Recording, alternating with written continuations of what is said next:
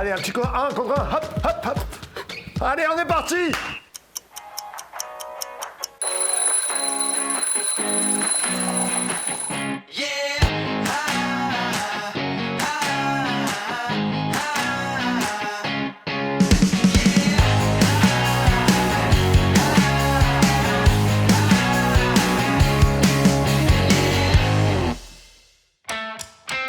Jesus Coffee, bon matin! Ça c'est bon ça, hein, c'est extraordinaire. Bienvenue au Jesus Coffee, c'est le début de semaine, c'est de la dynamite. Jesus Coffee, c'est la matinale qui réveille ta foi. Alors ce matin, on vient pour piquer là où il faut et puis pour te réveiller. Exactement, je suis sûr qu'il y en a qui... Oh là là là là. Ils sont en forme, il est 7h. Bon café, bon petit-déj, bon trajet. Oui, roulez doucement, hein, bon travail on garde... pour ceux qui ont commencé. Oui, et ouais, bon soyez matin. bénis. Et bon matin, on vous souhaite une bonne matinée, une bonne journée. Alors on a commencé avec le basket parce que c'est l'anniversaire de Tony Parker. Bah voilà. Donc, voilà. moi j'aime bien, hein, c'est... Je ne sais pas quel âge il fait, j'ai pas fait attention à son âge, mais en fait... Mais c'est un Français. Ah oui, Tony Parker. Il est français. Ah mais oui, Tony Parker. Mais je le connais, mais je suis pas très fan alors. Typique. En fait, c'est un des seuls joueurs français, c'est le seul joueur français qui a cartonné en NBA aux États-Unis. On en a eu d'autres, on a eu Joachim Noah, tout ça, mais... Donc c'est quand même un modèle et un exemple pour la jeunesse. Exactement. Et qui était marié avec la belle Eva Longoria, si je ne m'abuse. Enfin, avant qu'il divorce. Et puis aussi 67 ans pour notre ami Jean-Marie Bigard, l'humoriste fort sympathique qui voulait être président. Là. Oui, je sais pas s'il va pas se présenter. Hein. C'est dingue. Jean-Marie, si tu nous écoutes, on te fait un coucou, on sait jamais. Tu sais, YouTube qui oui, c'est vrai. Si tu tapes Jean-Marie Bigard, et bien voilà, on fait un bisou à Jean-Marie. Pour ton anniversaire. Et donc aujourd'hui, on va continuer, c'est une nouvelle semaine, donc c'est un nouveau livre, mais en fait c'est un livre qui était un seul livre à la base et qui a été scindé en deux. Donc on a commencé par 1 Samuel la semaine dernière, et là on arrive sur 2 Samuel. Ah, je savais pas, 2 Samuel donc. 1, 2, on n'a pas de journée 3, internationale aujourd'hui. Si on en a une, 2, si, alors, là. Enfin, c'était un truc. Voilà. J'ai pas trop suivi. Oui, donc pas voilà, on est resté sur le basketball. Est-ce que tu vas bien? J'espère que tu vas bien. Et si tu ne vas pas bien, après cette émission, tu iras mieux. Voilà, ça c'est une évidence. Ça c'est Jesus Coffee. Vous savez pourquoi? Parce qu'aujourd'hui, on travaille encore sur la parole de Dieu et surtout, on va prier et on va... il va y avoir quelque chose qui va se passer dans ta vie ce matin. Ça, je le crois, ça, c'est 100%. Alors, 2 Samuel, ça nous raconte Samuel. quoi? Ah ben alors là, on en a plein des histoires. C'est surtout la vie de David. Exactement. Et voilà, donc on est passé où il n'y a plus de sacrificateurs, où il n'y a plus de juges, on va dire, et David arrive avec c'est le 2e roi après Saül. Exactement. Donc Saül meurt, c'est le premier chapitre. Saül meurt, Jonathan meurt, et là, on arrive sur les temps de royauté du roi David. Moi, je suis toujours l'avocat des causes perdues. C'est-à-dire... Je plaide pour Saül et je plaide contre David. J'aime beaucoup David, mais souvent on fait des tonnes sur David et c'est vrai. Mais là, on va voir aujourd'hui les erreurs de David et elles sont monumentales. C'est très intéressant parce que oui. C'est quoi la leçon d'aujourd'hui? C'est que malgré tes erreurs, mes erreurs monumentales, Dieu est un Dieu de grâce pour celui qui se repent. Ça, c'est une évidence. Et en plus de ça, c'est vraiment l'homme selon le cœur de Dieu. Exactement. Donc c'est pas dans les actions, mais c'est dans l'état de cœur de l'homme en fait. Tout à fait. Et il avait une particularité, David, c'était qu'il se repentait. Il était toujours dans la repentance. Exactement. Se repentir, revenir au moins sur la situation. Qu'est-ce que ça veut dire? La grande différence avec les autres, c'est que David revient et dit « j'ai fait une erreur ». J'ai fait une erreur. J'ai péché. Il reconnaît. Alors j'ai péché, j'ai manqué le but de ce que je devais faire dans ma vie, c'est-à-dire j'ai mal agi, j'ai fait du gros mal, mais à un moment donné, je demande pardon. Et ça, c'est une loi extraordinaire de bénédiction. Et c'est ce qui le différencie aussi d'avec Saül, en fait. Malgré tout, il y a des conséquences, et on va le voir des fois, qui sont un peu difficiles pour la vie de David. Et oui, et ses descendants. Alors, David, si on énumère un petit peu les grosses erreurs, et alors qu'est-ce qu'on a? Une des plus grosses monumentales, c'est Bathsheba. Aïe, Bathsheba, c'est-à-dire, pour ceux qui connaissent pas, il est sur le toit, alors c'est un combattant, mais un jour il se dit, je suis un peu fatigué, les autres vont combattre. Voilà, donc tous les rois vont combattre, c'est la saison où tout le monde va à la guerre, et lui, il dit... Je me fais un barbecue tout seul, alone, sur ma terrasse. Et quand il se penche sur la terrasse, il voit une jolie femme qui est en train de se baigner. D'ailleurs, pourquoi se baigne en public? Enfin, je n'ai même pas essayé de chercher. Voilà, en tout cas, voilà. Et donc, notre cher... Et donc, il a fait appeler. Et ouais. Et c'était la femme d'un de ses guerriers, en fait. Exactement. Voilà. En fait, cette femme est mariée et il va commettre un adultère. Mais plus que ça. Une erreur en amène toujours une autre. Elle tombe enceinte. Et là, il appelle son mari, parce que c'est là où on voit les erreurs de David. Et là, David... Un peu machiavélique. C'est catastrophique. Il appelle son mari et il lui dit va faire la fête un peu avec ta femme, t'as bien combattu. Oui. Au moins, il se dit, il couche avec elle et il va croire que l'enfant, c'est de lui. Et là, le gars, on tombe sur Uri. Uri, il dit comment? Mais il est loyal à mort. C'est ça, il dit moi, les autres, ils sont en train de combattre et moi, je vais aller faire fiestan. Il dit non, j'y vais pas. Ouais. Et là, David est décontenancé. Ça lui met un miroir que lui, déjà, il aurait dû aller combattre. Lui, il n'aurait pas dû faire cette bêtise. Et il n'arrive pas à s'en sortir. Deuxième bêtise en amène une. Troisième bêtise. Alors, terrifiante. Celle-là, c'est terrible. Terrifiante. Parce qu'il monte un complot. Stratagème, ouais. Un complot. Donc, il fait envoyer une lettre pour Joab, je crois. C'est ça. Et pour que Uri soit en première ligne, afin que première ligne. Et c'est terrible. Plus que ça, parce qu'il dit tu le mets en première ligne. Déjà, on peut se dire waouh, première ligne. Mais il dit quand le combat sera à son plus fort, c'est horrible. Ouais. Vous vous retirerez en arrière et vous le laisserez seul. J'imagine Uri qui sort au combat, qui se retourne et tous les gars sont dégagés. Mais la mort d'Uri, elle a dû être catastrophique. Ouais. C'est ignoble. Horrible. Ah non, c'est terrible. Je dis, à un moment donné, quand vous regardez la vie de Saül, il a fait des bêtises, mais il a pas fait ça, quoi. Non. Alors, on a Bathsheba, on a le crime d'Uri, on a... alors, le dénombrement, on le fait à la fin, parce que c'est le dernier chapitre. On a l'éducation de ses enfants, ça part en vrille. C'est horrible. L'éducation de ses enfants, je comprends. On comprend pas tout, franchement. À un moment donné, il y a un de ses enfants, alors je sais plus exactement lequel. Amnon, voilà. Amnon, qui va voir sa sœur qui couche avec elle. Voilà, en fait, il a voulu, c'est un viol, un petit peu. Parce qu'à un moment donné, il y a un truc qui va pas. Il la rejette. C'est ça. Derrière ça, alors qu'il aurait pu dire au père, je la prends pour femme, etc. Donc, il la déshonore et en plus de ça, il la rejette. Selon la loi d'Israël, il aurait dû la prendre pour femme. Oui, voilà. Parce que, en fait, c'est un viol.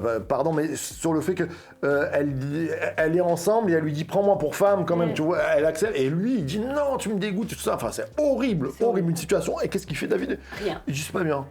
Non, mais il fait rien. Ah, non, mais c'est terrible. Tu vois, à peine. Il envoie sa fille, donc je ne sais plus, comme un couvent, quoi. On va dire.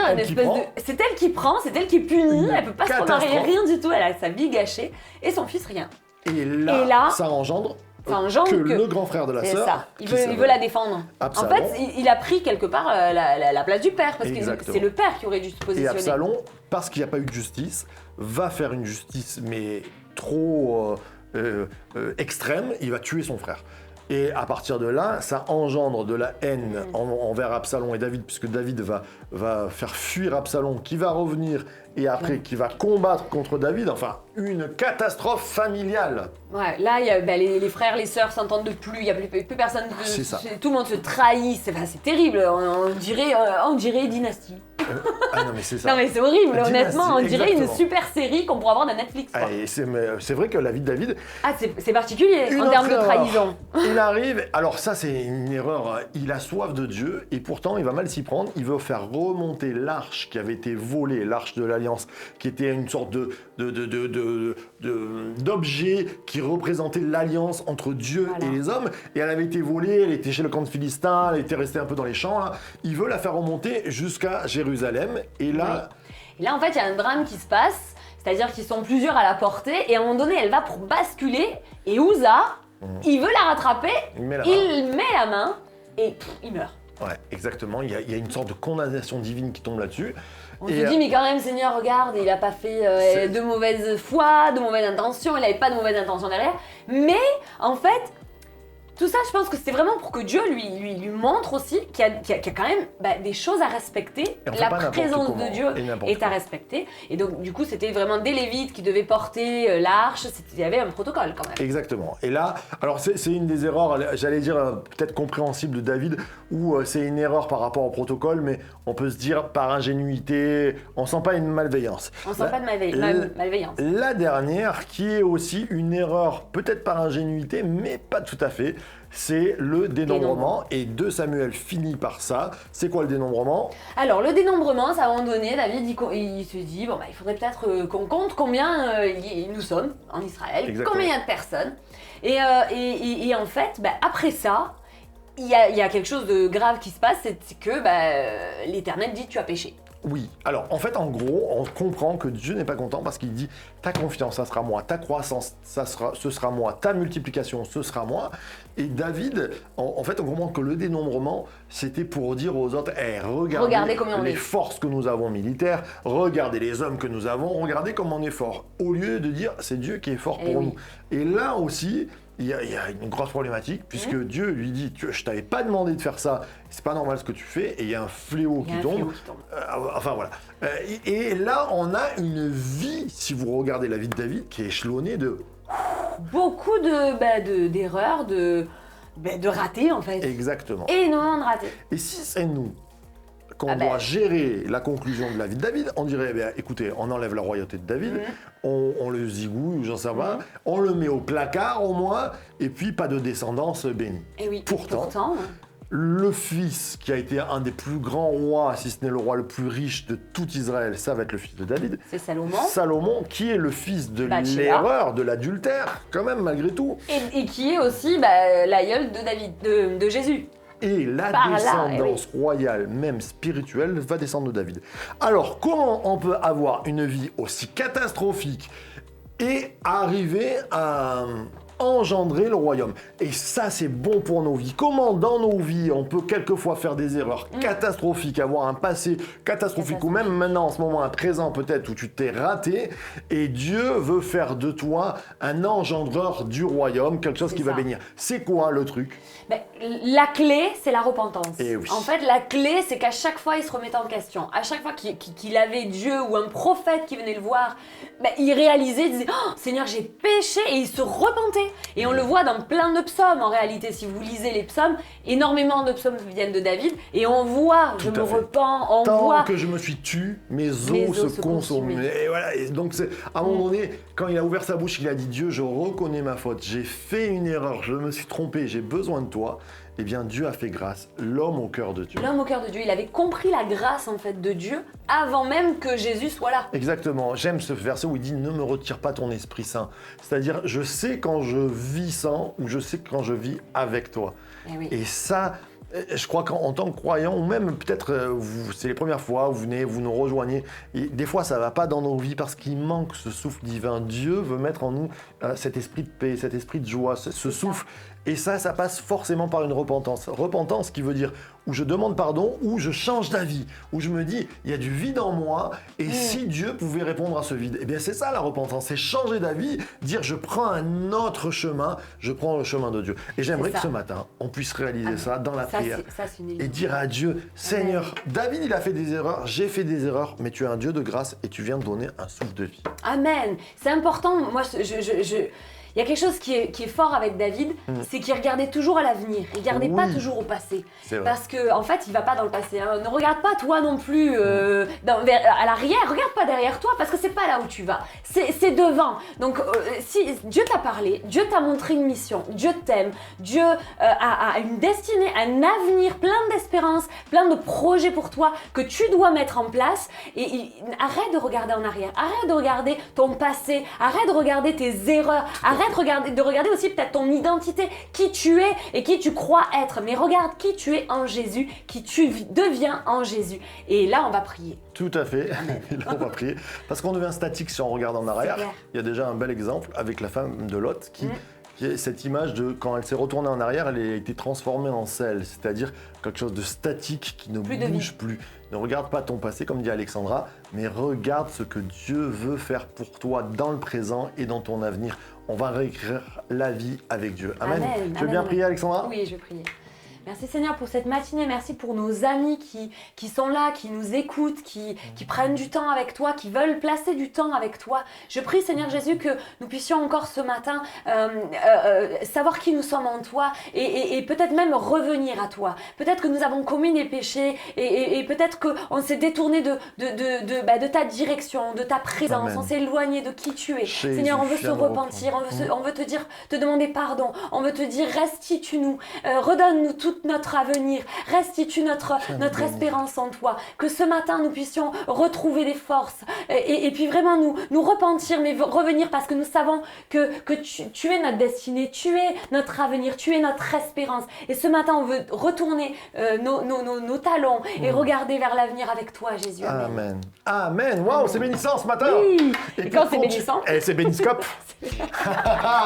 Le béniscope, c'est parti. Allez go, on y va, donc c'est le lundi. Au soleil, c'est une chance que l'on n'aura jamais. Chaque fois, Moi, c'est pareil. Dites-nous s'il fait soleil ou s'il pleut chez vous, si c'est un lundi au soleil ou pas. Allez, les femmes, 1 Chronique 16, verset 11, « Ayez recours à l'Éternel et à son appui, cherchez continuellement sa face. » Continuellement, mesdames. Peut-être que, tu as perdu ton repère. Il y a peut-être un repère que tu as plus. Mais ce matin, reprends confiance. Appuie-toi sur l'Éternel parce qu'il a toujours des bonnes promesses pour toi. Waouh, c'est bon tout ça. Les hommes, il s'est toujours manifesté par le bien qu'il fait. Acte 14, 17. C'est vrai que des fois on est perdu. Rappelle-toi ce que Dieu a fait dans ta vie. Amen. Et si tu n'as pas encore vécu des choses avec Dieu, rappelle-toi ce qu'on t'a dit sur Dieu. Dieu peut agir maintenant, dès à présent. Amen. Pour les couples, pourtant, devant le Seigneur, la femme ne va pas sans l'homme et l'homme ne va pas sans la femme. C'est 1 Corinthiens 11 qui le dit. L'homme ne va pas sans la femme ne va pas sans l'homme. Les couples sont un en Dieu. Et Dieu au centre, c'est la corde à 3 fils. Donc n'oublie jamais que tu es un avec ton conjoint. C'est vrai, donc faites des choses ensemble. Et oui. Les jeunes, exactement. Par la foi, les murs de Jéricho tombèrent après avoir fait le tour pendant 7 jours. Hébreux 11, 30. Par la foi, il y a des murs qui vont tomber ce matin si tu le crois. Dieu est celui qui fait tomber les murailles. Il y a des impossibilités, des fois, ça parle à ton cœur ce matin. Eh bien, dis, Seigneur, fais tomber les murs. Amen. Pour les célibataires, ta parole est une lampe à mon pied, une lumière sur mon sentier. C'est le psaume 119. Verset 105. Verset 105, c'est ça. Exactement. La parole de Dieu, la Bible, c'est une lampe, elle est claire. Quand tu es perdu, lis ta Bible, mets-toi dans la prière et commence à parler à ton Dieu parce qu'il va t'éclairer. C'est la lumière. Et pour les seniors, j'ai compté fermement en l'Éternel. Il s'est penché vers moi. Ouais, c'est trop beau ça. Et il a entendu mon cri, psaume 40, verset 2. Dieu qui se penche ce matin sur toi, qui vient te dire « J'entends tes pleurs, j'entends tes cris ». Dieu est un Dieu qui entend, c'est pas une statue de pierre, c'est un Dieu vivant qui agit encore aujourd'hui. Amen, amen et amen. Oh là là, eh bien, c'était un super moment. Oui. On se retrouve ce soir pour Un jour un psaume. Oui, n'hésitez pas surtout à liker, à partager. On sait que le Jesus Coffee, abonnez-vous. Sur YouTube, les youtubeurs là. Partagez au maximum parce que vraiment ça a un impact sur pas mal de familles, sur pas mal de personnes. Donc n'hésitez pas à bénir en partageant. Et voilà. Donc ce soir c'est un jour psaume. Et demain matin, le Jesus Coffee on à recommence 7h. à 7h. Et puis, Source de vie. de Church to be. Bye. À très vite.